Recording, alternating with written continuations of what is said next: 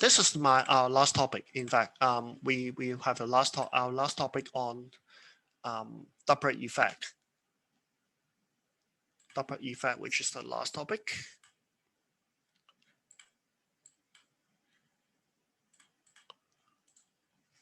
Now, Doppler effect is commonly seen in our daily life.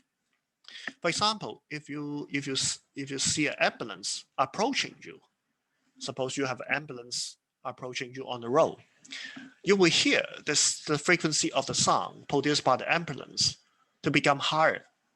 Okay, if the ambulance approaching you, the sound frequency become higher, so it should become sharper. Okay, but when the ambulance is receding away from you, the frequency will appears lower as here by you, right? So when it's moving away from you, the frequency appears lower. And it happens that it is a kind of property for wave motion. In fact, this so-called Doppler effect exists for all kinds of wave motion, not only sound. But sound is the most easily detectable Doppler effect in our daily life because sounds can be here, and sound wave actually move with a speed of about 300 something meter per second, which is not large compared with our daily the speed of our daily motion. So that's why the Doppler effect of sound can be easily detected in our daily life. Now this is why the Doppler effect happens.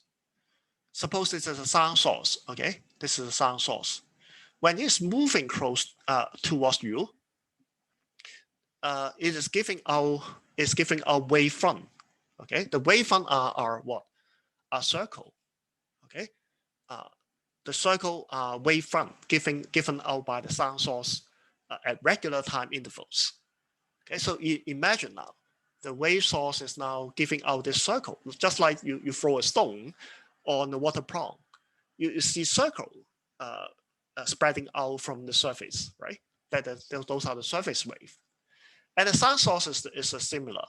You can imagine now the sound source is now giving out sound wave like circular wavefront at regular time interval. And when the sound source is now moving towards you, those wavefront will get compressed because when the sound source is moving forward, when it's emit the wavefront towards you, those wavefront will get compressed because of the motion of the sound source. And so when the sound wave reaches you, you will see the frequency of the sound wave will increase. Okay, the up and down will go more frequency. Okay, so the frequency will increase. The wavelength will get compressed. Okay, and frequency will increase. So that's why you hear a high frequency sound. On the other hand, if the sound source is receding from you, the wavelength get refracted. It get elongated, and so the frequency will decrease. Okay, the wavelength just stretch. Okay, so that's why when you are facing the sound source, when it's in motion towards you, you hear high frequency, and when the sound source is receding away from you, you hear a low frequency. Now this is the an animation showing the effect. I better optimize the screen for video in order for animation to become smooth. Now this sound source is stationary. It's giving out what? It's giving out the circular waves. Now this is a sound source which is moving. Okay, you see the circular waves are now compressed at one side and get stretched on the other side. Okay, can you see that? I better close it.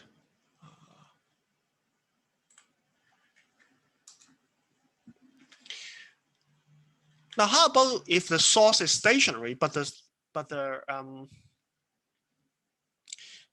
observer, the person who hears the sound is moving? A similar effect will happen. Because the sound source is stationary now, the sound wave is evenly spreading in all directions. It's still spreading in all directions. And they form circular waves, circular wavefront, extending outwards, right? So this is the wavefront produced by a stationary sound source. But suppose you now is the receiver. You hear a sound, but you are moving towards the sound source. So you somehow collide with the wavefront more frequently because you are moving, right? The frequency you hear depends on the up and down, the rarefaction and the compression of the air molecule, right? So if you are moving towards a source, you collide with those wavefront more frequently. And so you hear a high frequency sound. And if you are receding, if you are moving away from the source, you collide with those wavefronts less frequently. And that's why you hear a lower frequency sound. Now, so the conclusion is that whenever you have the relative approaching motion between you and the sound source, no matter whether you are moving, your observer is moving or sound source is moving, you always will hear high frequency sound.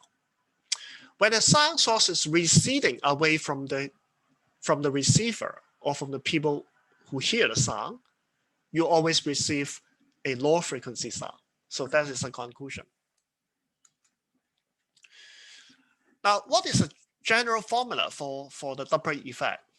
Now, I haven't proved it, but I just stated here to let you have a brief understanding. Now, the frequency F is the frequency emitted by the source. It's the original frequency. The new frequency, or the frequency here, the frequency received by the observer, is F prime. So now you can see F and F prime are different. They are related by this factor. Now this factor is a little bit tricky. It depends on what? It depends on V. V is the speed of the waves. For sound, it is the speed of sound wave in the medium, right? And VO is the speed of the observer or the detector. And Vs here is the speed of the wave source. So VO is the speed of the observer. I denote it by the subscript O, meaning that it's observer, the speed of the observer. And I denote Vs by the subscript S. So that means the speed of the source. But you can notice that this formula is rather strange. You have two choices for the sign before VO. You can choose a plus sign or minus sign before VO. And you can also choose a plus sign and minus sign before Vs. So how could you choose the sign? How do you choose the sign? We choose it by our physical understanding. How to memorize that? Now, the rule is like this. Whenever, now the first thing is that when the source or the source or the observer, when they are moving at a speed that is much smaller than the sounds than the wave speed, then the effect is negligible. If VO or Vs, if they are both much smaller than the speed of waves, V, then these two factors can be neglected. And in that case, F and F prime are equal, right? That is what we should expect. It should return to a stationary case if VO and Vs are negligible compared with the wave speed at V, okay? Now, the observer speed at the numerator, you can see the observer speed is in the numerator of this equation, and the source speed is in the denominator of this equation. So how do you choose the sign? When the observer approaching you, that means F prime increase with respect to F, right? F prime will be larger than F. So you should take the plus sign. When you take the plus sign in the denominator, you get a larger F prime. And that agrees with our physical understanding of Doppler effect. Okay, so when the observer is approaching you, you should choose the plus sign for the denominator. On the other hand, if the observer receding away from you, the frequency will decrease, then you should choose the negative sign for VO. Okay. How about the source? If the source is approaching you, the frequency will increase, right? But how to make the frequency increase? We choose the negative sign. Why? Because when you choose the negative sign on Vs, the denominator will get smaller. When the denominator gets smaller, the fraction itself will be getting larger. So you get a larger f prime.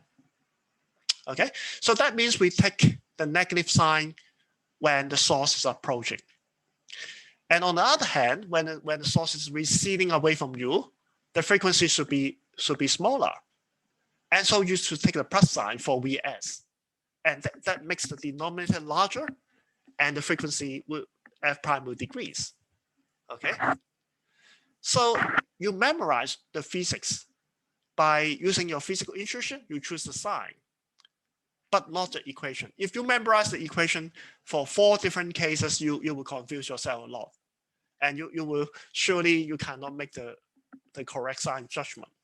But if you remember the physics and you conclude from the physics a sign that you should choose, you should have got the right answer. Now we proceed with the proof. How do we prove it? Now suppose the observer is moving, but the source is stationary. So now we have the observer here moving with a speed v0, and the speed of the wave is v, and it's moving in opposite direction. So now the observer is moving towards the source. Okay, this is the speed of the observer, which is to the left. I denote it by v0 o, and the speed of the wave is to the right. So they are in the opposite direction. So I expect an increase in frequency, right? Because they are moving in opposite direction. I denote the original frequency in original period by T and F. This is the period or the frequency of waves emitted by the source. And the received period of frequency, they are denoted by T prime and F prime. These are the frequency of period as seen by the observer. Now we look at the figure. At time zero, the position of the observer is at wavelength 1. This is one of the first wavefront. The first wavefront is coincide with the observer at time 0. Now, when will the observer coincide with the second wavefront? Well, I claim it happens at a period later. But the period here is not the original period of the waves. It is the period as seen by the observer. In a time t prime later, the observer will coincide with the second wavefront. Okay, so at t prime, it happens like this. Now you see both the observer and the wave, they are moving towards each other. So this distance is contributed by the motion of the observer and also the wave itself. Okay, so both of them are moving and they somehow collide in the middle. Okay, and in the time t prime, the distance moved by the observer is v0 t prime. And the distance moved by the wave, the second wavefront, is vt prime. Is that right? And these two distances added together is the original wavelength of the wave. Now this distance, the distance between successive wavefront, is the original wavelength, the wavelength emitted by the source. Okay, so I claim that vt prime plus vot prime, these two distances added together, is equal to the original wavelength, which is lambda. Now I divide the whole equation by lambda, and then I rearrange this formula like this. I move the t prime to the right, and I also divide the whole equation by lambda. And v over lambda is the original frequency, is that right? Now we have v plus v naught, v plus v naught. We divide with v, multiply by v, we get nothing. But v over lambda is the original frequency. And we get the factor v plus v naught over v. And on the right-hand side, we have 1 over t prime, which is the observed frequency. So the observed frequency is equal to the emitted frequency multiplied by this factor, v over v plus v naught o divided by v. Now, this is essentially this part. It's essentially the numerator, v plus vo, right? So I'm deriving the only half of the formula. I assume a stationary source, but a moving observer. And a moving observer, when they are moving towards the wave, I get a plus sign because of the frequency increase. And similarly, if I'm moving away from the source, I would get a negative sign here. Okay.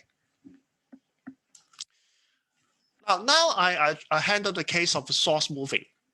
This observer is now stationary, but the source is keep moving. I assume that for a certain time t equal to 0, this is the first wavefront emitted by the source.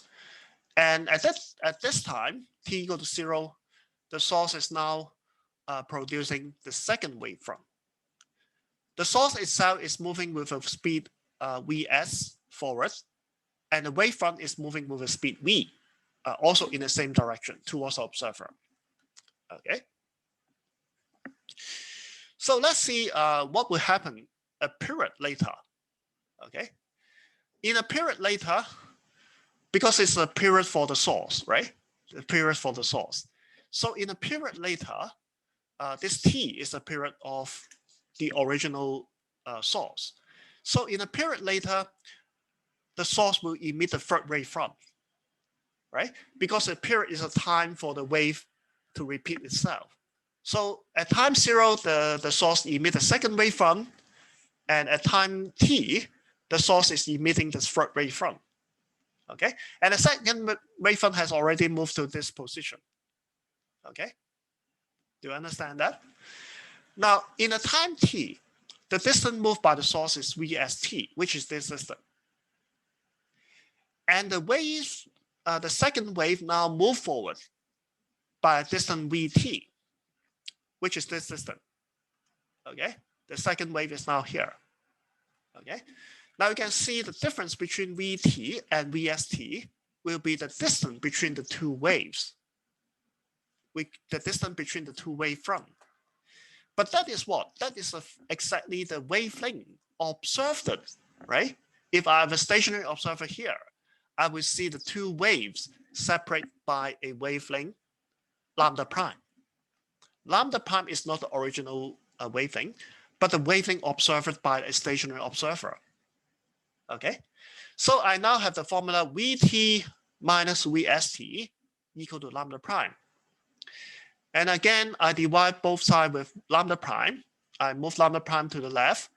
I move the t to the right. I multiply and divide a v. Now v over lambda prime become the what? Become the observed frequency. The observed frequency is f prime. 1 over t is the original frequency, so I denote it by f. And for this factor, I move it to the right-hand side. I have the new frequency equal to the old frequency, the original frequency multiplied by v over v minus vs. And this factor is actually this part. Okay, when now the source is moving towards the observer, I should choose the negative sign because the frequency get increased. Okay, so I've derived at the other part of it, the formula. So when I combine both, I can combine both cases. When both the observer and the source are moving, I get this. Okay, and when they are receding, relatively receding from the other, I should take the opposite side. So I complete the proof now. Okay. Now here we have a very simple application of the Doppler effect. Suppose now a bat is chasing a moth, and the bat can estimate the distance and even the speed of the moth by emitting sound wave. This is ultrasound wave. It's not actually the sound wave we can hear. but it can emit the ultrasound wave, and the morph will reflect the sound wave back to the bat. So when the bat hears the sound wave, he can compare with its original frequency. And by comparing with the original frequency, he can estimate the speed of the morph and even the distance from the morph. Okay. So I assume that the bat has a velocity 9 meters per second. The morph has a velocity 8 meters per second. And I assume the frequency of ultrasound to be this. The wave speed of ultrasound to be 343 meters per second. And the first part, we find the frequency of the ultrasound falling on the morph. And then the morph will reflect the signal back. And I will find this frequency of the echo received by back. Okay, so I apply this formula now. For the first part, the source, the bat is moving towards the observer, right? So for the source, Vs here, I should take the negative sign. Because when the source is moving towards the observer, the frequency get increased. So I should choose a negative sign to make a smaller denominator in order to make the frequency larger, right? So for the denominator, I should choose the negative sign. But the morph is moving away from the bat, and that would tend to lower the frequency.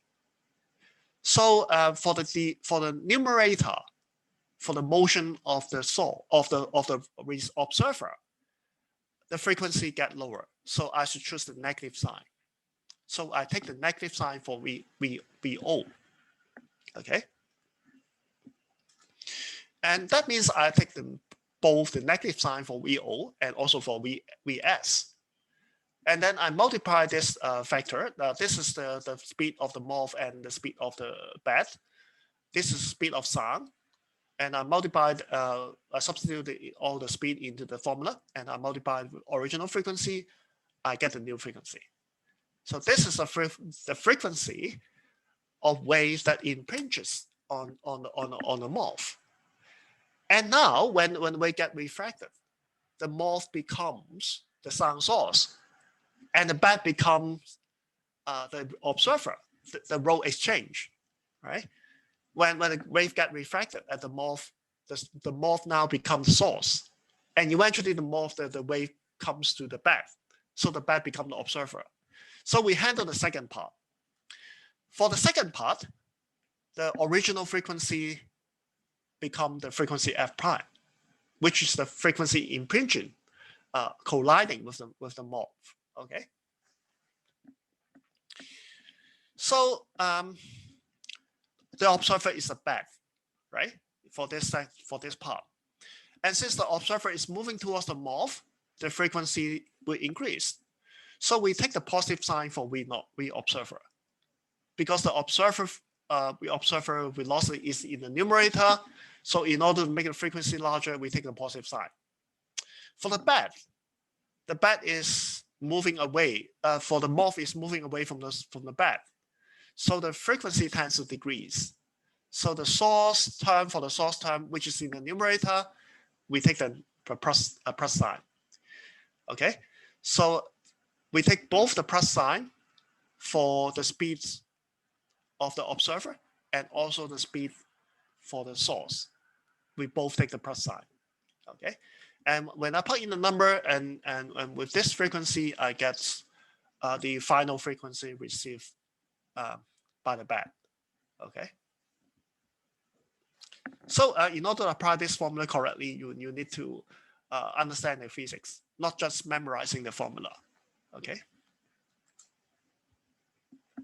Now for this problem, I just leave it to you as an exercise. I prefer not to go further on it. I think you can solve it for yourself. This is a source and this observer. I think you know how to handle. In this case, both the source and the observer move in a way that tends to approach each other, right? So you should make the frequency larger. You should choose a sign such that for the source and the observer, such that the frequency will get larger for both terms. Okay, so that's what you should choose. Now, for the rest of the time, I would like to describe a little bit, just a little bit, about the Doppler effect of light, because this is a very important phenomena, especially for astronomy. Astronomy deals actually with a lot of phenomena about the Doppler effect of light. Astronomers actually use the Doppler effect of light to measure a lot of stellar motion. The motion of the celestial body, they are mostly measured by the Doppler effect of light. So that's why we want to have a brief discussion. But I will not test you in a final exam, so don't worry about that. You take it for a better understanding of the Doppler effect.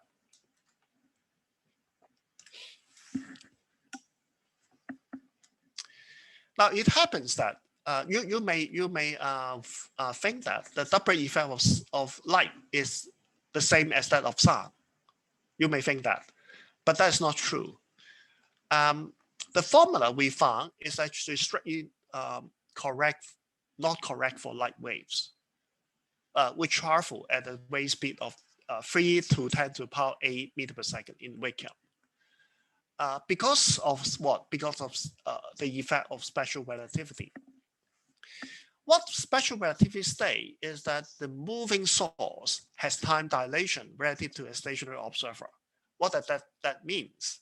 That means if you are in a spacecraft, if you are sitting on the spacecraft, and the spacecraft together with you is traveling close to the speed of light, then a clock inside your spacecraft will run relatively slower relative to the observer, which is at rest on the ground. So at rest on the ground, I will see every motion in your spacecraft, or even the clock running in your spacecraft, getting slower. And that is a time dilation, the time dilation effect. So heuristically, if you are sitting on a spacecraft which is traveling close to the speed of light, I will see your motion inside the spacecraft to get relatively slower because of the time dilation. And the clock in your spacecraft will also be running slower relative to a stationary clock at rest on the ground. So that is the effect of special relativity.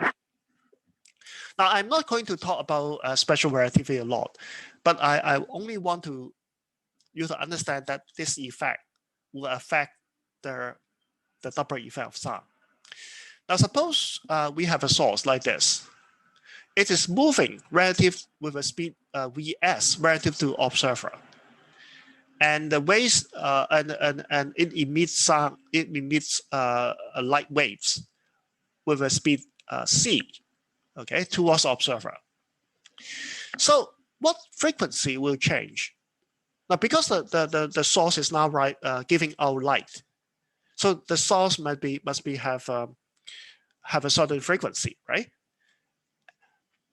But then if there is a time dilation, and the time dilation is described by this relativistic factor, it means that the frequency will get reduced. If there is a time dilation in the source, if the source is moving fast, close to the speed of light, everything that happens in the source will look as if it gets lower relative to a stationary observer. So the sound, so the waves that get emitted will have a lower frequency with respect to a stationary observer. By what? By how much? By this relativistic factor. This relativistic factor involving the speed of the source, Vs, and it depends on the ratio of the speed of the source divided by the speed of light, like this, 1 over square root, 1 minus Vs squared over c squared. We actually have seen this factor before. Now, this factor is larger than 1. And it happens that the frequency reduced by the relativity effect is that the frequency will be reduced by the factor of gamma minus 1. If gamma is larger than 1, then gamma minus 1, which is this factor, the square root of this, is more than 1, which means the frequency get reduced. So originally, I have the frequency f, but due to relativistic effect, the frequency is reduced by f multiplying by gamma minus 1, which is this square root factor. But I also have a Doppler effect, right? The normal Doppler effect says if I have a source moving then my frequency will be changed by this vectors. C now is now the wave speed, which is the speed of light, and Vs is the source. Okay. Now in this figure, we have the source moving away from the observer, so we choose the plus side. Okay. But the essential difference between the Doppler effect for sound and the Doppler effect for light is this factor, the relativistic factor. The light source frequency gets time dilated. It gets reduced by the relativistic effect. Okay. So let's go ahead. Let's see what will happen. Now let's manipulate this. The relativistic factor can be written as like this, right? And I can factorize this C squared minus Vs squared as C plus Vs multiplied by C minus Vs. The whole thing is inside a square root. And the C squared factor cancel with this square root cancel with this C, okay? Now I can cancel one of this because square root C plus Vs, this is C plus Vs. So I cancel one of the square roots. It makes me C plus Vs square root at the denominator. So F prime and F are related in this way. F prime is equal to square root C minus Vs divided by C plus Vs multiplied by the original frequency. Now this formula can also be derived directly from special relativity, but I will not go into the details because I'm not introducing to you special relativity anyway. I just want to show this formula for you. And the reverse sign of Vs is for the approaching source. Now this sign is for the receding source. Okay. If you want to find the formula for approaching source, then you simply reverse the sign for both the numerator and the denominator. Relativity says that uniform motion is actually relative. Okay. So the source moving is the same as the observer moving. There's actually no difference between source and source moving and observer moving. All motion is relative. So you only have one formula for the relativistic Doppler effect. You don't have two formula. Okay. And it happens that if Vs squared is much smaller than C squared, then this formula will reduce to the Doppler effect formula for the vibrating mechanical waves. Okay. Now, why this effect is so important in astronomy? For example, if a star is approaching you, this is a spectrum of a star. You use a prism or a spectrometer. Okay, a spectrometer is a sophisticated version of a prism actually. You use a spectrometer to decompose the waves emitted by the source, emitted by a star, into different wavelengths. You get a spectrum. You get a continuous spectrum. Okay, a continuous spectrum is just like a rainbow of a different color. And on the rainbow, you see some absorption line due to the element.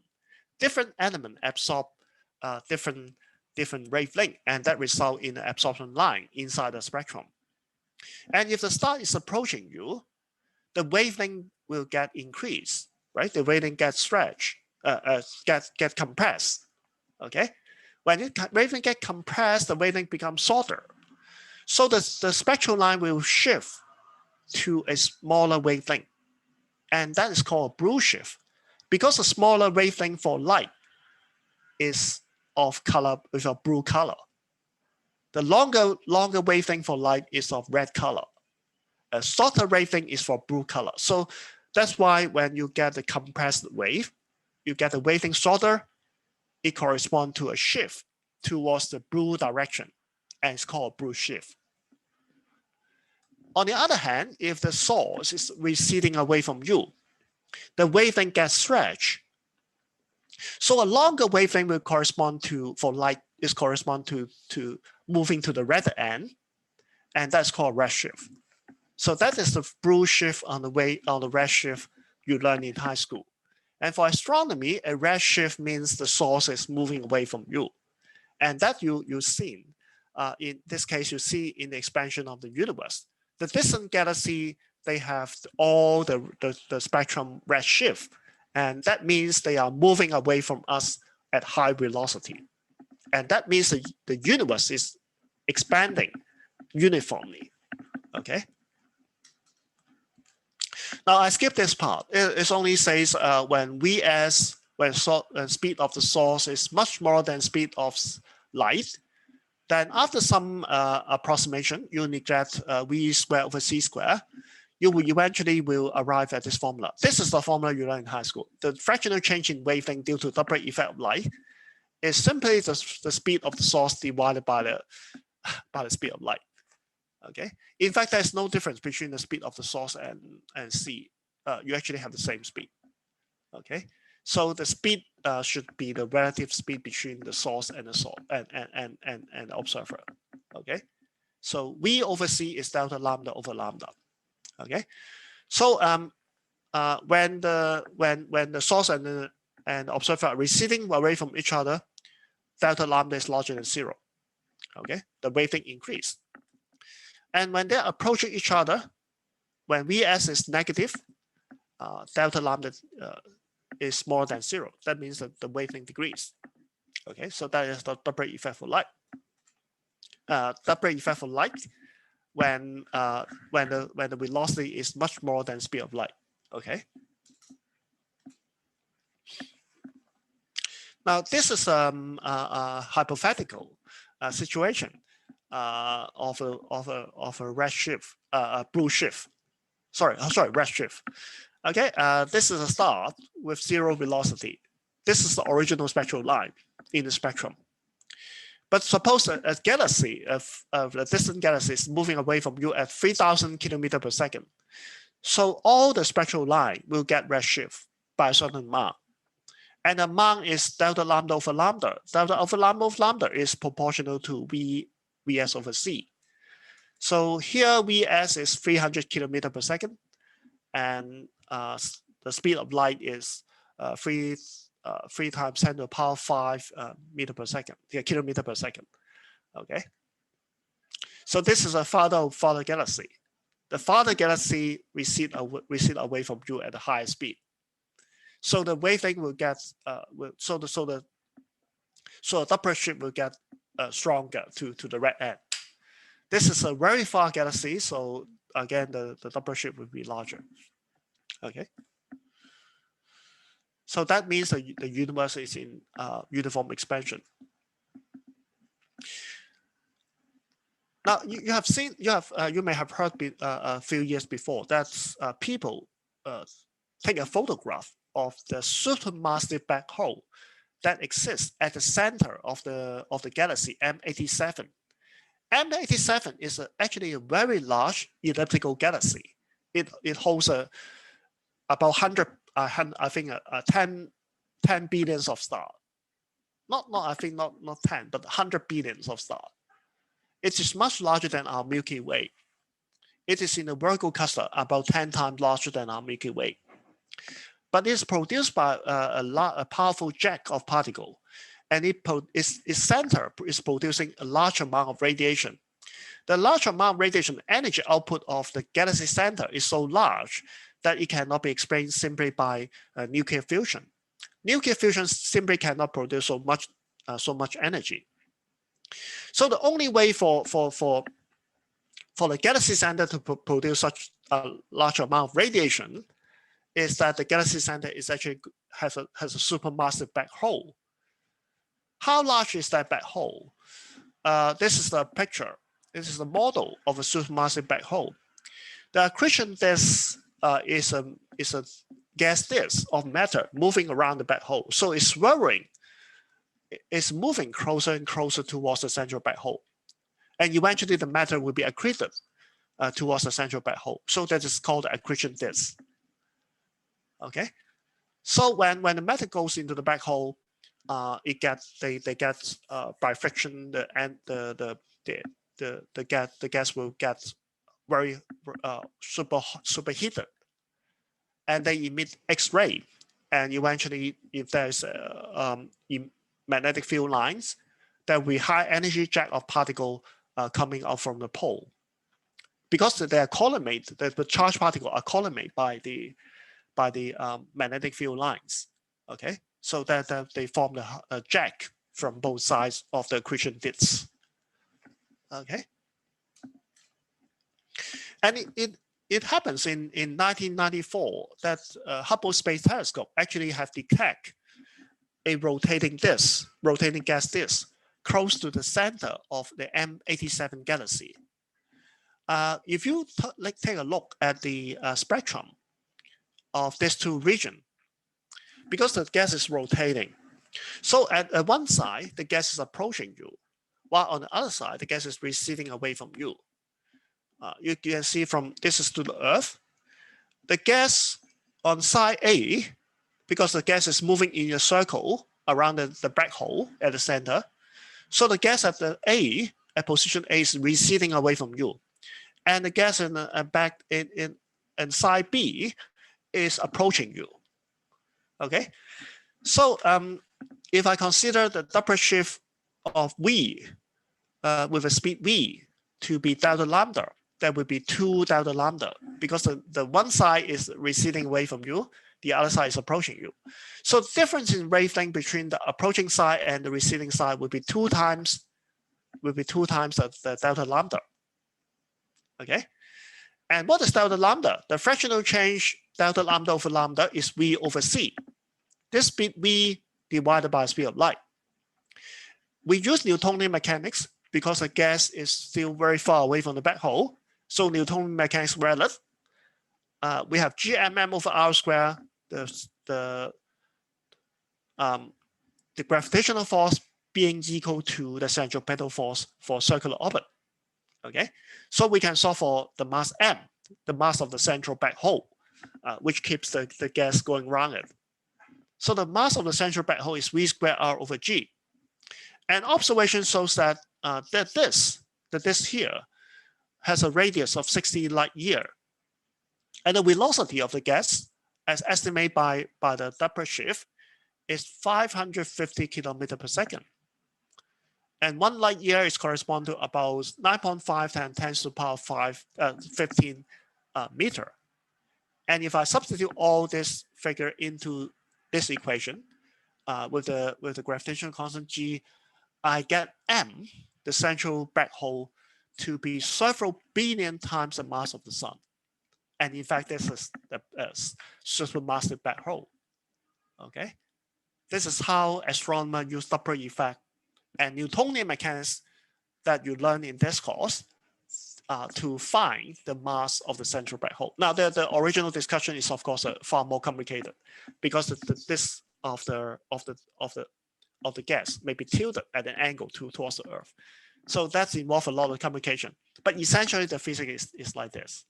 Okay, and eventually, in 2019, the Event Horizon Telescope actually captured the picture of supermassive black hole, and this is in fact not optical wavelength observation. It is actually a microwave pattern observed by this Event Horizon Telescope. This is essentially a large disk which receive the radio signal from the M87, and they use AI technique to reconstruct this figure. Okay, so we end our discussion here. Okay, we are over time, but we just able to finish all the content. So if you have any